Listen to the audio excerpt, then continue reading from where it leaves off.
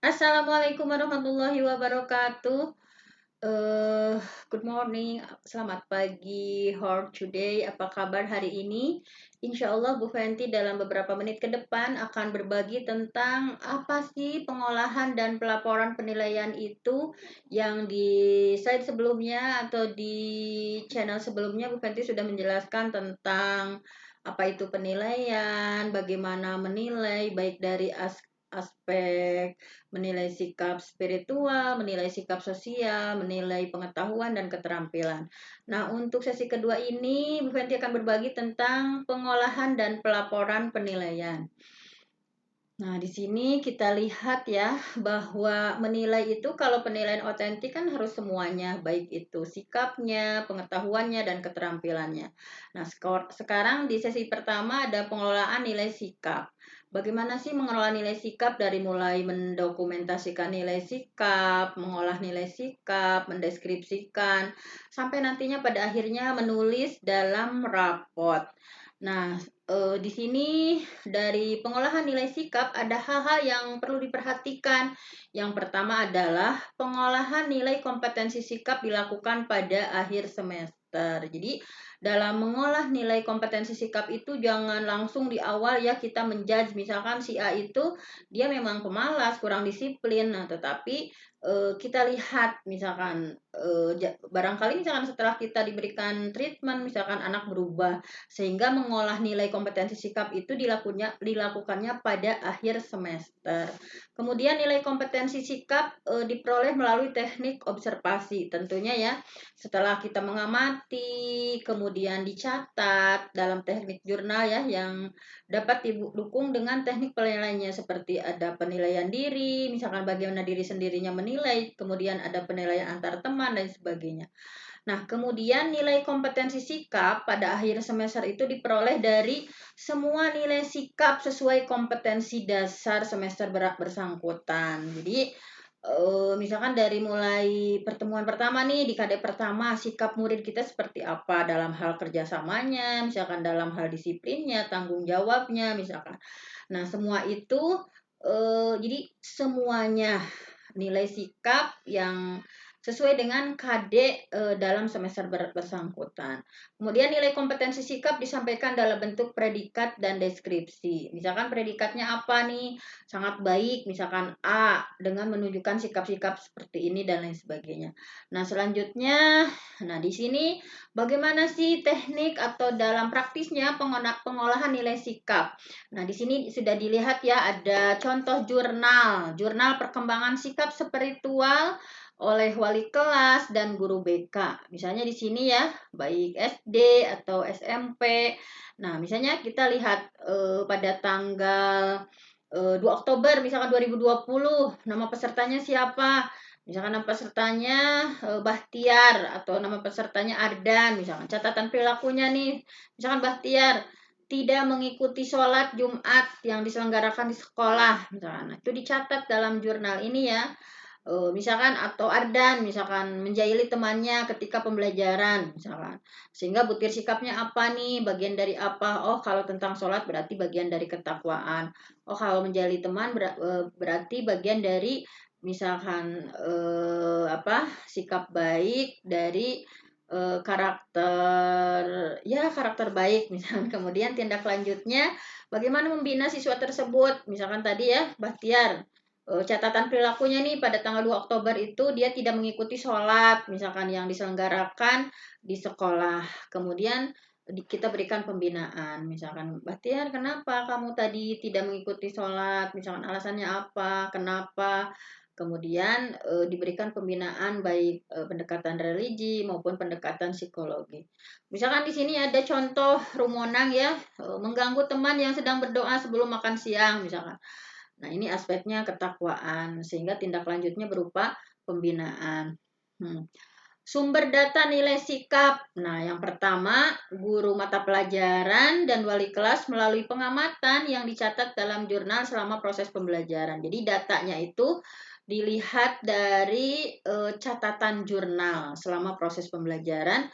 Kemudian kalau guru BK melalui observasi langsung yang dicatat dalam jurnal nilai maupun bisa langsung bisa tidak langsung. Misalkan ada laporan, misalkan nih, misalkan Ani pada hari ini misalkan di pengkolan melakukan misalkan apa, misalkan tidak memakai kerudung atau dia kabur misalkan. Jadi kalau guru BK itu bisa langsung, karena guru BK kan tidak masuk ke kelas ya, jadi bisa langsung ketika melihat ataupun ada laporan dari pihak lain, tentunya laporannya dari pihak yang bisa dipertanggungjawabkan sehingga oleh BK dicatat dalam jurnal penilaian. Kemudian untuk wali kelas, nah nih wali kelas itu merekap hasil deskripsi dari guru mapel dan guru BK. Jadi kalau wali kelas itu kan kalau di SMP ya ini, jadi merekap hasil deskripsi menurut mapel IPS misalkan Budi itu seperti apa sikapnya, menurut guru IPA misalkan Budi itu seperti apa sikapnya. Jadi merekap dari seluruh yang tercatat dalam catatan wali kelas maupun BK. Nah, kecuali kalau di SD ya, kalau di SD itu karena memang guru kelas sehingga dari A sampai Z-nya tahu. Nah, tentunya dia mengamati dan menuliskan dalam jurnal yang langsung direkap. Misalkan sikap Ani, sikap Budi, misalkan seperti apa dalam kegiatan proses pembelajaran. Kemudian di sini ada proses pengolahan nilai sikap. Bagaimana proses pengolahan nilai sikap? Nah, tadi yang pertama, baik guru mapel, wali kelas, guru BK mencatat perilaku sikap spiritual dan sikap sosial ke dalam jurnal. Kemudian guru mapel dan guru BK membuat rumusan deskripsi singkat sikap spiritual dan sikap sosial berdasarkan catatan jurnal untuk setiap siswa. Nah, setelah dicatat ya, dideskripsikan, kemudian diberikan kepada wali kelas. Nah, wali kelas mengumpulkan deskripsi singkat sikap dari guru mapel dan BK. Nah, berdasarkan deskripsi singkat sikap spiritual dan sosial dari guru mapel, maka wali kelas itu sendiri dan BK wali kelas merumuskan deskripsi capaian sikap spiritual dan sosial setiap siswa. Jadi merekap ya, misalkan si A misalkan sikap disiplinnya sudah menunjukkan sikap disiplin ini misalnya, kemudian sudah menunjukkan sikap tanggung jawab misalnya, sudah menunjukkan kerjasama yang baik misalkan nanti ada deskripsinya. Kemudian nah di sini ada penulisan deskripsi pada rapat seperti apa.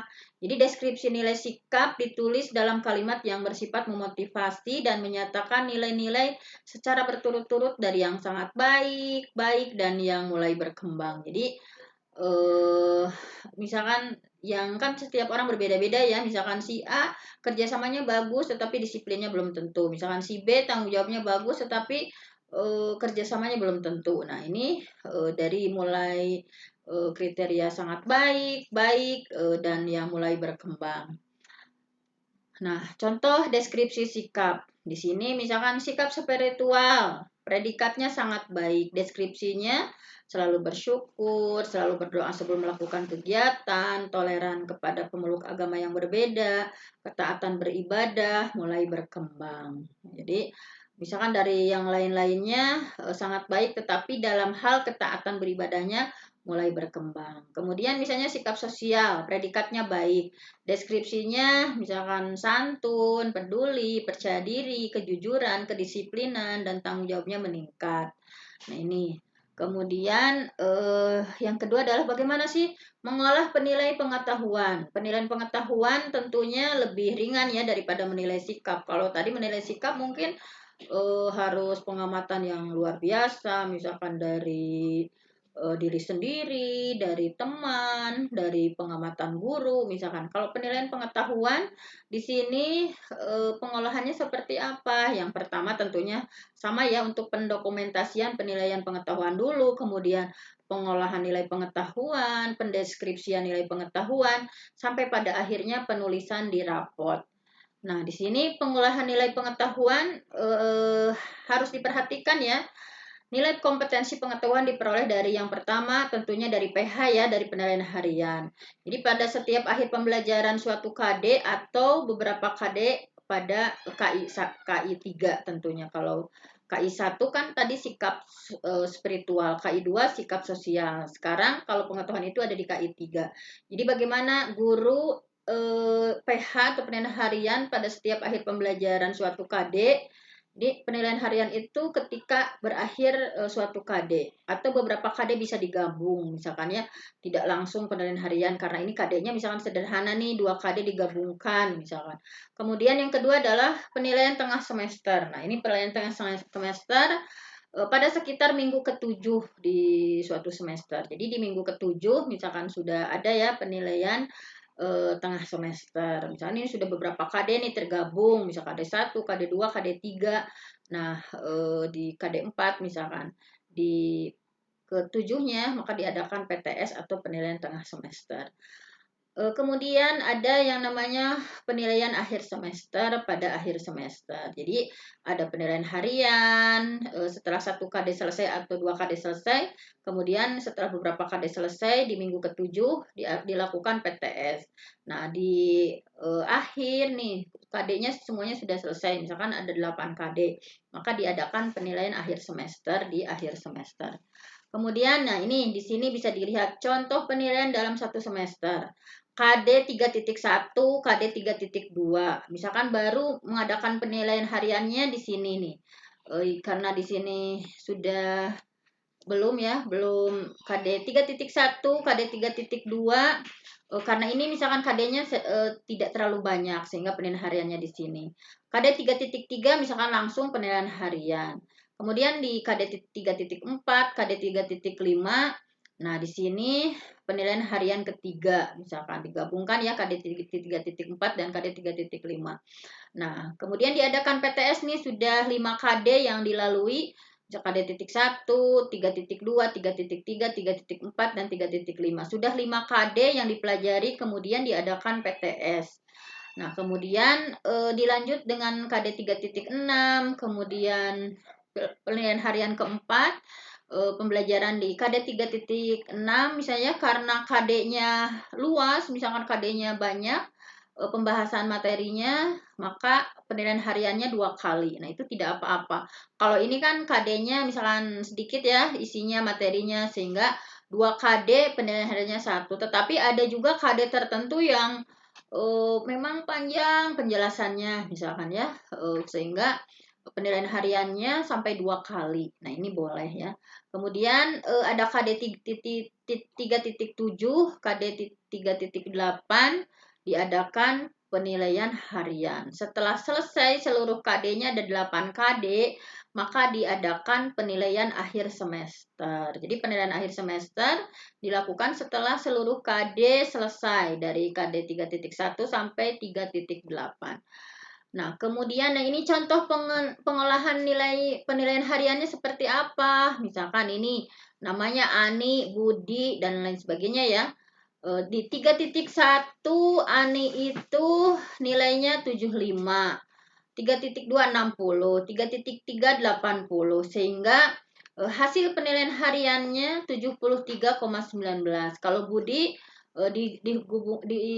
dijumlahkan 76,13. Nah, nilai akhir pencapaian kompetensi pengetahuan. Jadi bagaimana sih kita menjumlahkan nilai akhir pencapaian kompetensi pengetahuan? Jadi nilainya itu A di sini nilai penilaian harian ditambah B nilai PTS. Nah, ini kemudian C nilai UAS atau PAS. Nah, dibagi A, B, C. Nah, nilai pengetahuan harian dengan bobot A misalnya PTS bobotnya B, nilai UAS atau PAS dengan bobot C. Nah, nanti dijumlahkan. Pada prakteknya seperti ini. Misalnya contoh penghitungan hasil penilaian akhir atas nama peserta didik namanya Ani. Misalkan Ani itu dengan pembobotan hasil penilaian harian seperti ini ya. Hasil penilaian PTS, hasil penilaian UAS misalkan harian itu bobotnya 2, di sini kasihnya 2, PTS 1 dan PAS 1. Nah, sehingga hasil penilaian akhirnya karena penilaian harian bobotnya 2, maka 2 kali hasil penilaian harian ditambah 1 karena bobotnya 1 ya PTS, 1 hasil penilaian PTS, kemudian PAS juga bobotnya 1, hasil penilaian akhir semester. Kemudian 2 tambah 1, 3 tambah 1, 4. Nah, dibagi 4 sesuai bobot yang sudah kita tentukan. Karena kan tentu saja ya penilaian harian lebih tinggi nilainya karena memang penilaian harian itu ya penilaian proses yang betul-betul ya anak didik kita misalkan dari apa 1 KD atau 2 KD yang sudah dia pelajari seperti apa sih. Nah, ini hasil penilaian akhir sehingga hasilnya adalah 2 kali hasil penilaian harian tambah 1 kali penilaian tengah semester tambah 1 kali hasil penilaian akhir semester dibagi 4. Misalnya pada konkretnya ya 2 kali, nah ini 2 kan bobotnya 2. Tadi kan nilai ANI itu 73,19 dari beberapa KD ya, hasil akhir dari hariannya itu 73,19 ditambah 1 kali UTS nilainya 90 misalnya, tambah UASnya 80. Sehingga dijumlahkan dan dibagi 4 hasilnya 79,9. Nah, ini. Kemudian nilai akhir pencapaian kompetensi pengetahuan. Nah, bisa seperti ini ya hasil akhirnya. Penilaian hariannya 73, PTS-nya 90, pasnya 80, penilaian akhirnya 79,09 atau dibulatkan menjadi 79. Misalkan Budi tadi nih penilaian hariannya 76, PTS-nya 75, pasnya 80, sehingga penilaian akhirnya 76,82. Nah, sehingga bisa dibulatkan karena ini lebih dari 5 ya, jadi 77. Nah, bagaimana sih menentukan rentang predikat ya, rentang nilai pengetahuan dan predikat. Nah, sekarang kan di sini ada contoh interval nilai dan predikatnya untuk KKM. Misalkan kita menentukan nih KKM-nya berapa sih di sekolah tersebut? KKM-nya 75. Sehingga bisa dilihat interval nilainya, predikat dan keterangannya. Kalau KKM-nya 75 otomatis kurang dari 75 nilainya D, artinya keterangannya kurang. Misalkan lebih 75, lebih dari 75 dari 76 misalnya, lebih dari 75 sampai 83 itu C cukup. Misalkan orang tua nih, alhamdulillah anak saya nilainya 83. Nah, Bu, belum tentu baik ya karena KKM-nya kan 75. 83 itu masih dalam rentang cukup. Kemudian kalau dari 83 sampai 92 predikatnya B, baik misalkan. Alhamdulillah misalkan nilai anak saya nih tertinggi 92. Nah, itu belum kategori sangat baik, itu baru kategori baik. Kalau dengan KKM 75 nilai lebih dari 92 sampai 100, nah manu ini adalah A, sangat baik. Nah, jadi terkadang ada orang tua yang mengadu ya, ini nilai saya nih kecil-kecil misalkan, padahal memang KKM-nya memang kecil misalkan. Nah, ini rentangnya bagaimana cara menghitungnya? Menghitung rentang itu adalah 100 dikurangi 75 dibagi 3 sehingga bisa kenapa sih bisa 83 cukup 92 baik. Nah, ini 100 dikurangi 75 dibagi 3. Jadi rentangnya seperti ini. Kemudian penulisan deskripsi nilai pengetahuan. Deskripsi nilai pengetahuan ditulis dalam kalimat yang bersifat memotivasi. Menyatakan nilai-nilai pengetahuan secara berturut-turut dari yang sangat baik dan atau baik dan yang mulai memahami, menguasai atau belum optimal. Contoh deskripsi terhadap nilai rapot ANI adalah sangat menguasai materi Asmaul Husna. Berarti sangat menguasai itu di materi Asmaul Husna nilainya 90 lebih ya, tadi sesuai KKM-nya. Kemudian menguasai materi Quran Surat 58 ayat 11 tentang Toharoh. Kemudian cukup menguasai materi tentang sholat berjamaah, sejarah Nabi periode Mekah, mulai menguasai materi jujur, amanah, istiqomah. Nah, jadi ada istilah menguasai itu mungkin sangat baik, kemudian ada cukup, tadi sesuai rentang ya, ada mulai menguasai. Nah, itu sesuai dengan rentang dari tadi yang sebelumnya di slide sebelumnya. Jadi tidak mengarang misalkan menguasai atau misalkan cukup itu dari mana, mulai itu dari mana, tetapi tadi dari rentang nilai yang dihitung yang sebelumnya. Kalau mungkin sekarang sudah banyak aplikasinya ya, jadi kita sebagai guru tinggal ngentri nilainya seperti ini, nanti deskripsinya sudah muncul sendiri. Misalkan, oh kalau rentangnya 78 karena KKM-nya 60, oh berarti desainnya ujuk-ujuk langsung misalnya cukup menguasai. Nah, seperti itu. Kemudian terakhir nih penilaian keterampilan, sikap sudah, kemudian pengetahuan sudah. Nah, bagaimana sih mengolah penilaian keterampilan? Untuk pengolahan nilai keterampilan sama ya, dari mulai dokumentasinya, kemudian mengolah nilai, kemudian mendeskripsikan, yang akhirnya ditulis dalam raport. Nah, untuk skema penilaian keterampilan seperti ini skemanya.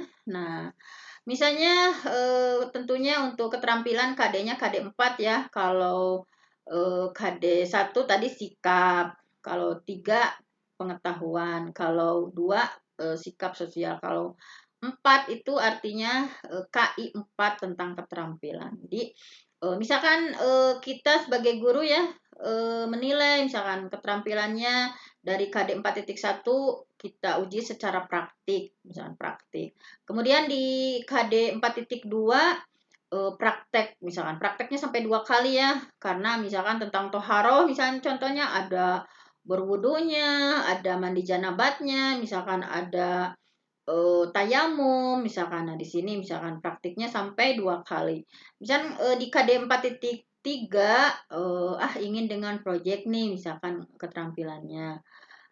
Atau KD 4.3 dan 4.4 dengan portofolio misalkan. Jadi bisa saja ya dalam satu KD diuji di keterampilannya melalui teknik yang berbeda-beda. Misalkan dengan proyek ongkoh misalnya, dengan produk ongkoh misalkan, atau dengan portofolio boleh misalkan di 4.3 dengan proyek misalkan. Kemudian 4.4 melalui produk misalkan, hasil dari apa yang mereka buat itu dibuat portofolio misalkan. Kemudian dari KD 4.5 pengen dengan produk dan portofolio misalkan. Jadi boleh dalam satu KD dilakukan beberapa teknik maupun produk ataupun portofolio. Misalkan 4.6 nih ingin dengan produk dan portofolio boleh. Jadi tergantung kebutuhan ya, apakah dari KD tersebut bisa dilakukan teknik penilaiannya dengan produk atau portofolio. Nah, sehingga bagaimana mengolah nilainya? Tadi kan banyak ya. Misalnya 4.1 praktek nilainya 92. 4.2 kan praktek, dua-duanya praktek ya. Misalkan praktek tayamum atau praktek wudhu misalkan.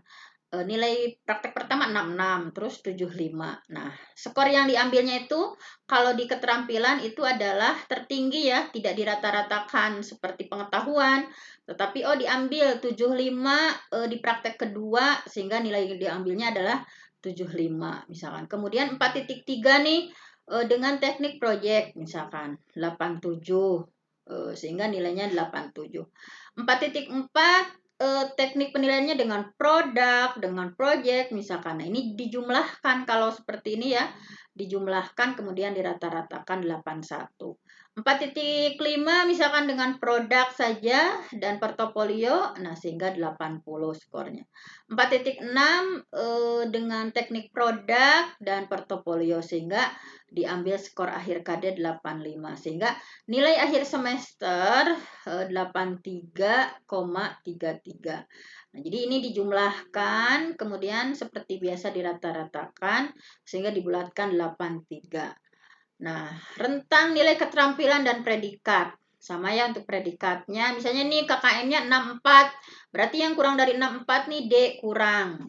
Lebih dari 64 sampai 76 C cukup. 76 sampai 88 B baik. Misalkan 88 sampai 100 A sangat baik. Sangat baik dalam pembuatan misalnya kubus ya kalau matematika. Baik misalkan dalam keterampilan membuat anyaman apa misalkan, cukup, nah dan sebagainya. Nah di sini karena KKM-nya 64 otomatis 88 itu atau 89 sudah sangat baik. Nah tergantung dari KKM. Kalau tadi kan 75, 88 itu masih di rentang di bawah ya di sini. Pengolahan nilai keterampilan. Nilai akhir diperoleh dengan cara seperti apa? Tadi ya, tentukan nilai optimal. Jadi dalam keterampilan itu, tadi kan misalkan praktek pertama 75, yang kedua prakteknya 80, berarti diambilnya yang tertinggi. Jadi tentukan nilai optimal untuk masing-masing KD. Untuk KD yang hanya dilakukan sekali penilaian, hasilnya berlaku sebagai nilai optimal untuk KD tersebut. Jadi KD misalkan penilaiannya hanya sekali nih, berarti nilai optimal. Buat tabel untuk mendokumentasikan seluruh hasil penilaian keterampilan selama 1 semester seperti tabel tadi di atas ya. Kemudian masukkan seluruh hasil penilaian tersebut sesuai dengan teknik yang digunakan. Terakhir, hitung jumlah nilai optimal dari seluruh KD untuk mendapatkan jumlah skor yang diperoleh. Pengolahan nilai keterampilan rata optimum. Jadi diratakan itu yang nilai optimum berdasarkan teknik penilaian dan KD maksudnya. Apabila satu KD dinilai dengan teknik yang berbeda, cara pengolahan dengan rata-rata. Jadi satu KD dinilai dengan teknik yang berbeda, misalkan dengan praktik dan dengan project, maka dirata-ratakan. Apabila satu KD dinilai dengan teknik yang sama beberapa kali, cara pengolahannya diambil nilai tertinggi. Misalnya praktek nih 2 kali, misalnya project 2 kali 81, 89, maka diambilnya adalah project yang 89. Nilai akhir semua nilai di rata-rata. Teknik portofolio hanya membantu konfirmasi dalam mendeskripsikan nilai. Kemudian penulisan deskripsi nilai keterampilan ditulis dalam kalimat yang bersifat memotivasi, menyatakan nilai keterampilan secara berturut-turut. Dari yang sangat terampil, dan yang mulai terampil. Contoh deskripsi keterampilannya adalah sangat terampil dalam produk Asmaul Husna, terampil dalam praktik, cukup terampil dalam praktik sholat berjamaah, produk sejarah Nabi periode Mekah, mulai terampil dalam proyek jujur, amanah, istiqomah. Nah, seperti itu ya. Mungkin pelaporannya di sini nilai sikap pada rapot dinyatakan dalam predikat dan deskripsi. Nilai pengetahuan pada rapot dinyatakan dalam angka. Kalau sikap kan predikat ya, A, B, C, D misalkan dan deskripsinya. Kalau pengetahuan angka, predikat dan deskripsi. Kalau keterampilan angka, predikat dan deskripsi. Nah, ini contohnya sudah ya dalam teknik bagaimana sih mengolah nilai ya, baik itu aspek sikap, pengetahuan, dan keterampilan. Mungkin hanya itu saja yang bisa dibagikan hari ini. Mudah-mudahan ada manfaatnya. Wassalamualaikum warahmatullahi wabarakatuh. Sampai bertemu pada channel berikutnya dalam berbagai sharing ilmu walaupun sedikit, tetapi mudah-mudahan ada manfaatnya. Wassalamualaikum warahmatullahi wabarakatuh.